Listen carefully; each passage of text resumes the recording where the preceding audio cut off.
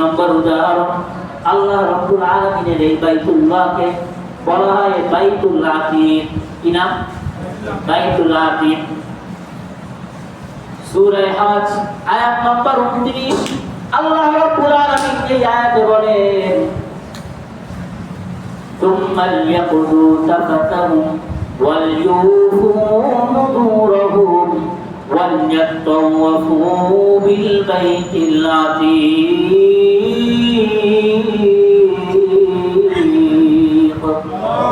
আল্লাহ রাব্বুল আলামিন এই আয়াতে কারিমায় বান্দাদেরকে বলেন, আমার বান্দারা যেন তাদের মধ্যে যেই অপরিচ্ছন্নতা আছে, অপবিত্রতা আছে, অপরিচ্ছন্নতাকে দূর করে, ওয়ালিয়াতাওয়াফু বিল বাইতিল আতীক, আর তারা যেন এই বাইতুল আতীক তথা প্রাচীন ঘর এই বাইতুল্লাহর তওয়াফ করে। সুবহানাল্লাহ। 4 নম্বর উদাহরণ, আল্লাহ রাব্বুল আলামিনের এই বাইতুল্লাহকে বলা হয় বাইতুল হারাম। কি? বাইতুল হারাম। সূরাতুল মাইদা আয়াত নম্বর 3। এই আয়াতের ভিতরে আল্লাহ রাব্বুল আলামিন মুমিন যারা বান্দা হবে, আল্লাহর উপরে যারা বিশ্বাস স্থাপন করবে, তাদেরকে লক্ষ্য করে বলেন, ইয়া আইয়ুহাল্লাযীনা আমানু লা তুহিল্লু শাআইরাল্লাহি ওয়ালাশ শাহরাল হারাম ওয়ালাল হাদিয়া ওয়ালাল কলাইদা ওয়ালা আমিনাল বাইতাল হারাম يبتغون فضلا من ربهم ورضوانا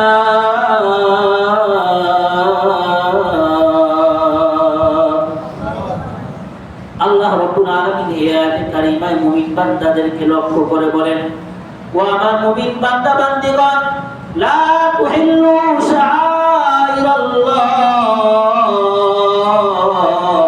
তোমরা আল্লাহর যত নিদর্শনাবলী আছে, আল্লাহর সকল নিদর্শনাবলীর কখনোই তোমরা অসম্মান করবে না। সুবহানাল্লাহ।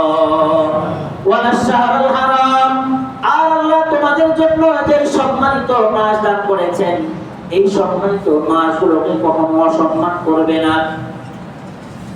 ওয়ালাশ শাহরুল হারাম ওয়ালাল হাদিয়া, এবং কুরবানির জন্য যে পশু হেরেমের মধ্যে নিয়ে যাওয়া হয়, এই হেরেমে প্রবেশ করার পরে তোমরা এই কুরবানির পশুকে কখনোই কোনোভাবে অসম্মান করবে না।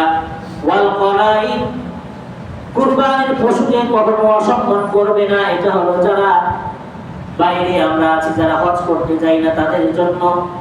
তাহলে যারা বাইরে আমরা আছি, বাইতুল্লাহ থেকে অনেক দূরে, কুরবানির জন্য যে পশু আমরা নির্ধারণ করে নির্বাচন করি, ক্রয় করি, এই কুরবানির পশুকে অসম্মান করা যাবে না। 4 নম্বর ওয়ালাল কলাইদ, এমনি ভাবে যারা হজের মৌসুমে হজ করতে চান, তারা যখন কুরবানির জন্য কোন পশু নির্বাচন করবেন, ক্রয় করবেন, এই পশুকে অসম্মান করা যাবে না।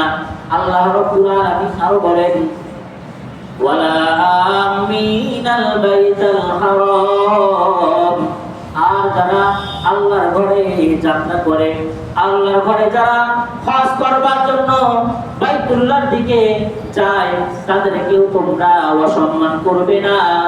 কারণ হলো ইয়াবতাগুনা ফাদলাম মিন রাব্বিহিম ওয়া রিদওয়ানা, তারা আল্লাহর সন্তুষ্টি এবং আল্লাহর অনুগ্রহ তালাশ করে। সুবহানাল্লাহ। আল্লাহ রাব্বুল আলামিন সূরাতুল মাইদার 2 নম্বর আয়াতে আমাদেরকে জানিয়ে দিলেন, ও আমার বিশ্বাসী বান্দাগণ, তোমরা আল্লাহর নিদর্শনাবলী অসম্মান করবে না, তোমরা সম্মানিত মাসকে অসম্মান করবে না, তোমরা কুরবানির পশুকে অসম্মান করবে না। এমনি ভাবে তোমরা যখন হজের মৌসুমে হজ করতে যাও, ওই সময় তোমাদের যে হাদিকে তোমরা অসম্মান করবে না। আর যারা হজ করতে হেরেমে যায়, এই হাজিদেরকে, আল্লাহর ঘরের সফরকারীদেরকে, আল্লাহর ঘরের মেহমানদেরকে অসম্মান করবে না। কারণ তারা সকলেই আল্লাহর সন্তুষ্টি আর আল্লাহর অনুগ্রহ তালাশ করবার জন্য বাইতুল্লাহ যায়। বলেন সুবহানাল্লাহ।